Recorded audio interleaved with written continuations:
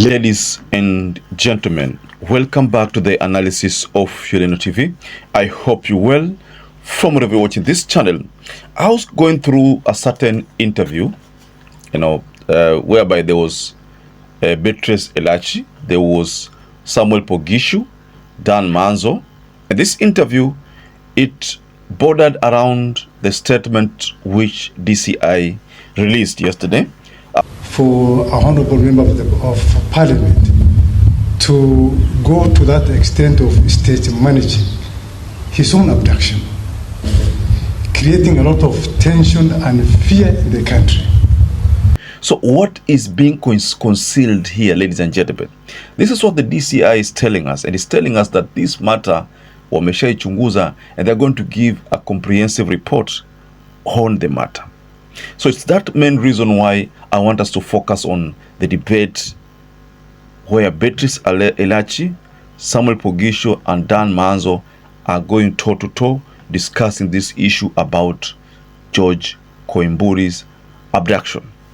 So before we get further on this story, ladies and gentlemen, kindly take this opportunity to support this channel by liking this video to enable you to share the video to many people. Also subscribe to our channel if you are not subscribed before, and to our existing subscribers, I want to continue thanking you so much, because without you this channel wouldn't have grown. Without wasting much of your time, ladies and gentlemen, I wanted to pay attention to this statement from BETRACE ELACHI. Then I will share a statement from Samuel Pogisho and then Dan Manzo, because there's something they're talking about. One is supporting the DCI, one is throwing caution to the DCI statements. That is what is happening. But first of all, let's listen to what BETRACE ELACHI said. Because for me, okay, I don't know whether it's true or not true. I am told during campaigns, Mheshimiwa he would go in a crowd. When he realizes the crowd can become rowdy, his guys will just walk in and put pingos on him, and he's removed and taken. Whether it's true or not true, it's the most absurd thing you can do when you're campaigning or not campaigning, so you imagine you have to look at your steps. The other thing I am told is that there is a case at the DPP that had now gone through of land. So I am trying to weigh the two. And for me, I would wish to read the report and wait for the last report of the police without saying much. But I am just the issue of land, whether it's true, not true, and it's at the DPP. I hope it is not the cause of, again, all this. I'm just hoping that we can get the truth. You see, that's what I was saying. When you do all these things, it becomes very difficult for someone to understand your story and stand firm. But I think the police should now get us the real story. I have said, and I want to repeat, in Kenya, we refuse ourselves just to do the right thing, because we have the best surveillance. We have very good ways of getting anything we want in this country that is going wrong. And we see. It's just that we compromise. We decide, no, this time we are not dealing with. But if we want to deal with, you will get to understand at what spot it started, how the abduction started, how it went, the same way. So, it's good to just say, okay, I am also a security person. So, by the way, that is my field of work. We work in very interesting ways. And in the security sector, words are very different. Words are very different. And do you know, if a security person comes to you and looks at you like this and tells you something, his instincts are right. Very well, ladies and gentlemen. That was ELACHI talking about JUJA Member of Parliament. Now, if you are very keen, there's a part there where ELACHI talks about days back during campaigns. And during that time, whenever there was chaos, vitu kama hizo, ilikuwa mheshimiwa, someone just comes from the blue I mean, the security of course, handcuffs him and remove him from that place, ionekana ni kama ameshikwa.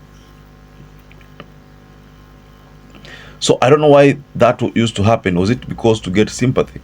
Ama ilikuwa ni nini? What was the intention behind it? But BETRACE ELACHI was trying to tell us that if that could happen, whereby he could organize his own arrest wakati huo, what can stop him from organizing this abduction for him to seek sympathy right now? So the message that BETRACE ELACHI was trying to tell us or present to us ni kamba what the DCI is saying should not be disputed too hivyo too. It is something that can happen, you know. That is like, it's something that can happen. So the only thing that can happen ni kwamba we should wait for a comprehensive report from the DCI, you know. But as it stands, ladies and gentlemen, BETRACE ELACHI is telling us that we should not confirm the report, and also we should not reject the report, because anything is possible. Now let's quickly go into Samuel Pogisho's reaction. Two assumptions that you make. One is that if the DPP, not the DPP, but the DCI boss, the top one, yeah, and the police boss, the very top one, come out to address the media on the subject matter, your assumption is that they know exactly what they're saying and that they are right. You must assume that. Otherwise, then, if we doubt those guys, then our whole system of security is thrown to the dogs. Yeah. But then there is this reaction from Dan Manzo. And I think also the medical reports is only that they are private and somebody has to agree for them to be made public. And I think in these cases they should be. I think Dr. Gekonyo and his team are very serious people. Because when you start making statements like this and it happens that the person is actually very sick, then I think Dr. Gekonyo's hospital should sue the IG and the director of CID and the Attorney General and the government for, for spoiling the name.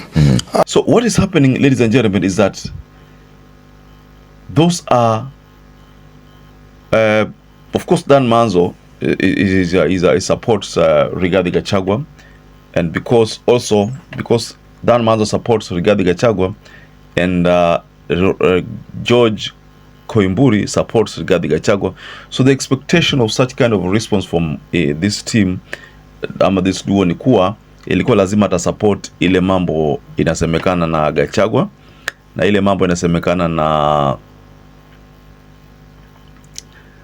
na familia ya George Koimburi, because hiyo ni ili asijikuta katika hali nyingine mbaya.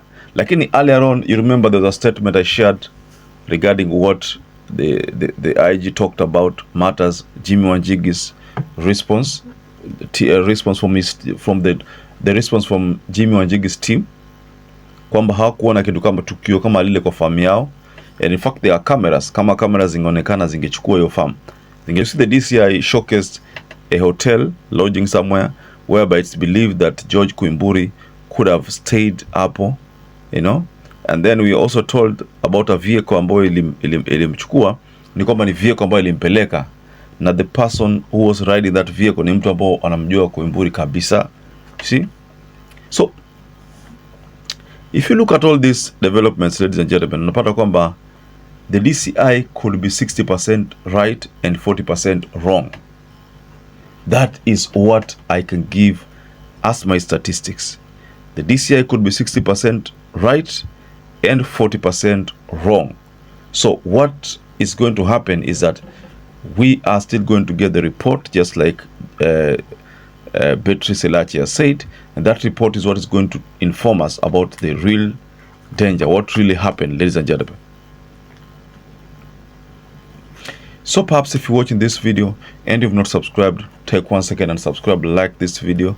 Till we catch up again, stay safe and stay blessed.